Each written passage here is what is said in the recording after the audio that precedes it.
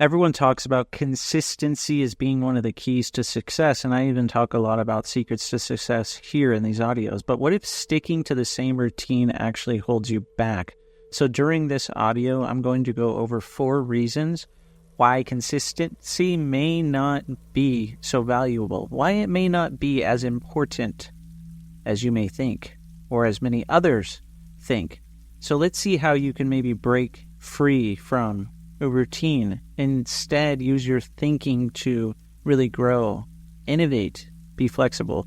My name's Alex Morgan, and I help you align your actions, your beliefs, your dreams, and your thinking so that you can achieve success. And success is here, so you might as well be ready for it. And one of the easiest ways to create success is to understand that consistency is often praised as being one of the things you need for success. However, there's many ways that it's overrated.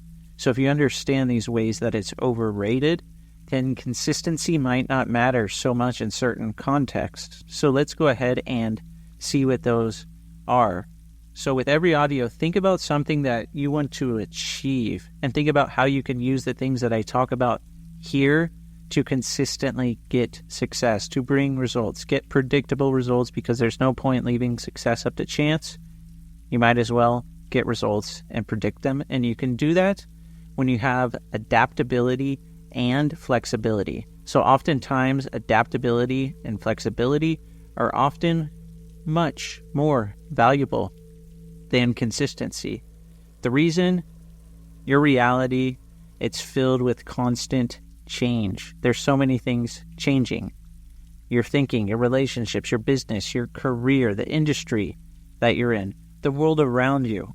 So if you're on such a rigid, strict routine, or you have an approach that does the same thing over and over, you may miss out on new choices, you may miss out on new opportunities, and you may miss out on new possibilities. One thing that I teach in my trainings on the first day of the training is the most flexible person in the room controls the room or the system. So what does this mean? If you have flexibility in your behavior, you're actually going to be able to control your mind. You're going to be able to influence your mind and control and influence others because you're going to be flexible in your behavior. So yes, you want to be consistent. You want to show up every single day. However, if you can be flexible, this allows you to adapt to new information, new trends, new people, new opportunities, new choices, new possibilities. So you don't want to be so rigid that you're not willing to be flexible. Also, this shows you that you can have things like creativity and innovation over things like a routine. So what is something that you can do every single day? And it can be something different. It doesn't have to be consistent. What is something that you can do that's going to inspire you to be creative, to be innovative, so that you can be creative and innovative consistently? If you're doing the same thing over and over and it's not leading to the results that you want, then you need to do something else. You need to be flexible so that then you can create and think outside of the box. Because success, really, like everything else, it starts as a thought. And if you want to have success, then you need to be flexible in your thinking. Now, the second reason that consistency isn't that important is a lot of people, they're so caught up on being consistent. However, if you're consistent and you don't have a purpose, you don't really understand why you're doing what you're doing, then this can actually lead to burnout. So if the consistent actions that you're taking, if those aren't moving you forward to achieving results that are really meaningful to you, or you're achieving a meaningful goal, then guess what? This could end up feeling like it's a waste of time, a waste of money, a waste of energy. So if you're doing the same thing over and over without seeing progress or alignment with your goals and your values, you can become anxious, frustrated, stressed. This could lead to overwhelm. This could lead to burnout, irritation, so many different negative emotions: anger, sadness, fear, hurt, guilt, regret.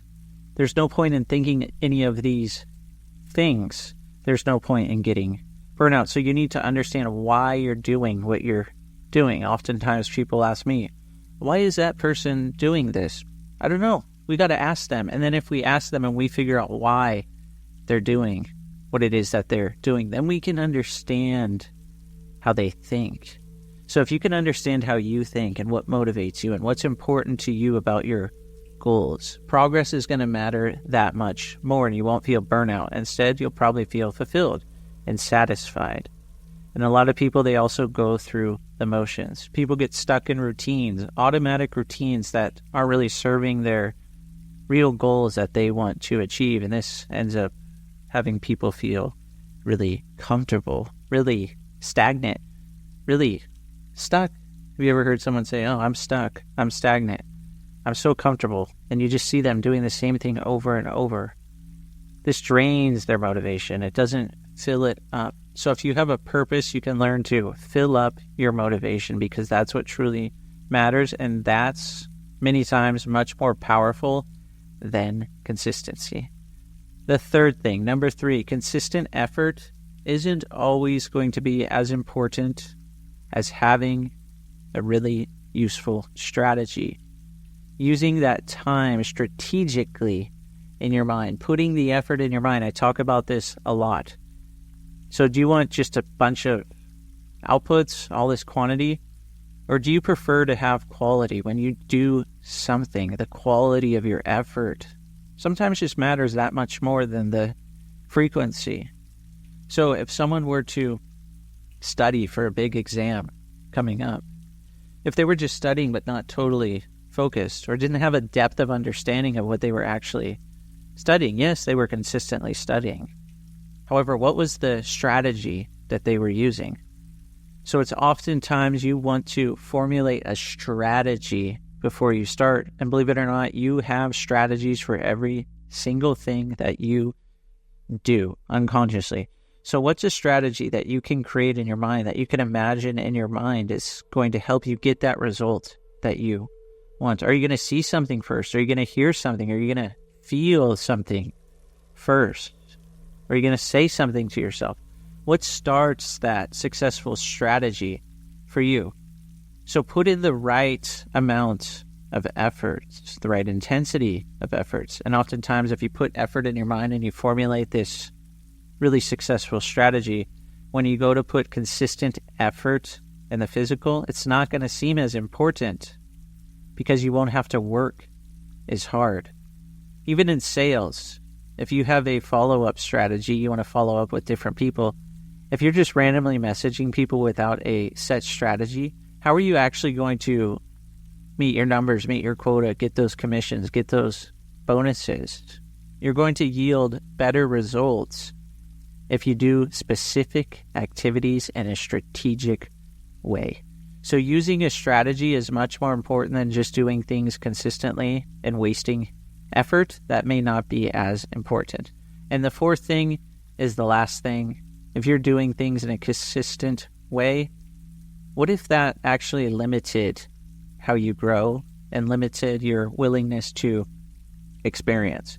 Now, there's two things when people come to my training on the first day. I already mentioned on the first day, I mentioned flexibility of behavior.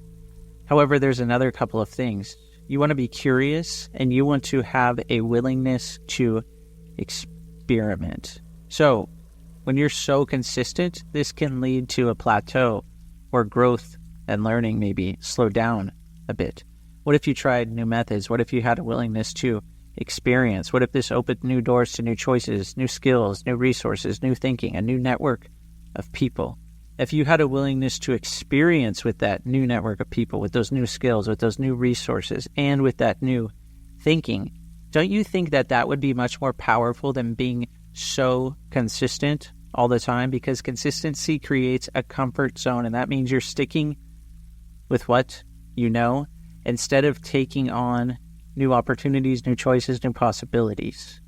So if you have a willingness to experience, yes, that may feel uncomfortable at first. However, you're going to learn more, you're going to improve more, and that's the consistency that you want. You want consistent growth, consistent improvement, consistent results. You want predictable results. So overall, consistency, it can limit people in some ways if you think about it that way. Hopefully with these four things, though, you're going to be flexible and you're going to have a purpose.